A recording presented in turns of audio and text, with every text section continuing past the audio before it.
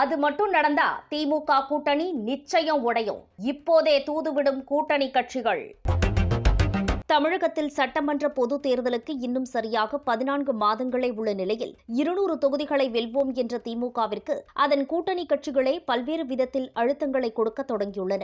கடந்த 1.5 வருடங்களாக விடுதலை சிறுத்தை கட்சி திமுகவிற்கு கடும் நெருக்கடியை கொடுத்து வந்த நிலையில் தற்போது சற்று அமைதியாக இருந்தாலும் திமுகவின் ஆட்சிக்கு எதிராக விசிகாவைச் சேர்ந்த முக்கிய நிர்வாகிகள் விமர்சிப்பதை இன்னும் நிறுத்தவில்லை. இதற்கிடையே தமிழக வாழ்வுரிமை கட்சி தலைவர் வேல்முருகனும் தனது பங்கிற்கு வன்னியர் உள் ஒதுக்கீடு தொகுதி விவகாரங்களை சுட்டிக்காட்டி திமுக அரசை கடுமையாக விமர்சித்திருந்தார். இதனால் திமுக கூட்டணியில் இருந்து அவரும் வெளியேறுவாரா என்ற பேச்சு அடிபட்ட நிலையில் பின்னர் திருமாவளவன் போலவே நாங்கள் திமுக கூட்டணியில்தான் இருக்கிறோம், 2026 சட்டமன்ற பொதுத் தேர்தலை திமுக தலைமையில்தான் சந்திப்போம் என்று முற்றுப்புள்ளி வைத்தார். ஆனால் இந்த 2 கூட்டணி கட்சிகளை விட மார்க்சிஸ்ட் கம்யூனிஸ்ட் கட்சியின் திமுக மீதான விமர்சனங்கள் வேறு விதமாக அமைந்துள்ளது. இதில் உச்சபட்சமாக நேரடியாகவே முதல்வர் ஸ்டாலினை பார்த்து தமிழகத்தில் அறிவிக்கப்படாத அவசர நிலையை பிரகடனப்படுத்தி உள்ளீர்களா என்று கே. பாலகிருஷ்ணன் கேள்வி எழுப்பியது திமுகவிற்கு மிகப்பெரிய அழுத்தத்தை கொடுத்தது. இதன் வெளிப்பாடாக திமுகவின் அதிகாரப்பூர்வ நாளேடான முரசொலி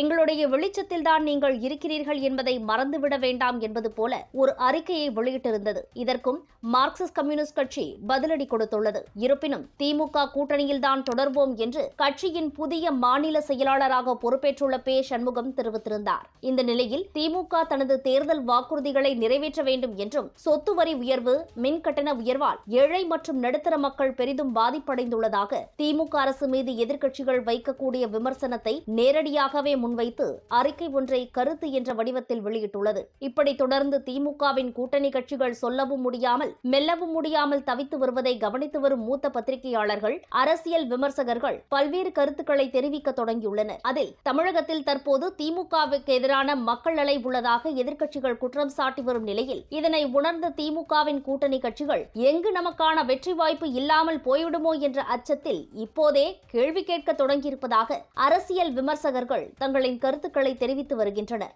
அதே சமயத்தில் இன்னும் சில அரசியல் விமர்சகர்கள் திமுகவுக்கு எதிராக வலுவான ஒரு கூட்டணியை அமையுங்கள், நாங்களும் வந்து சேர்ந்து கொள்கிறோம் என்று மறைமுகமாக அழைப்பு விடுக்கும் விதமாகவே திமுகவுக்கு நெருக்கடி கொடுக்கும் வகையில் திமுகவின் கூட்டணி கட்சிகள் பேசி வருவதாக எடுத்துக் கொள்ளலாம் என்றும் கருத்து தெரிவித்து வருகின்றனர். மேலும் பாஜக அல்லது அதிமுக, தமிழக வெற்றிக் கழகம் இம்மூன்று கட்சிகளில் ஏதேனும் ஒரு கட்சியின் தலைமையில் வலுவான ஒரு கூட்டணி அமைந்தாலோ அந்த கூட்டணிக்கு தான் வெற்றி வாய்ப்பு இருப்பதாக தெரிய வந்தாலோ திமுக கூட்டணி நிச்சயம் உடைய அதிக வாய்ப்பு இருப்பதாகவும் அதுவும் ஈரோடு கிழக்கு சட்டமன்ற இடைத்தேர்தலின் போதே இது உறுதியாகலாம் என்றும் கருத்து தெரிவித்து வருகின்றனர்.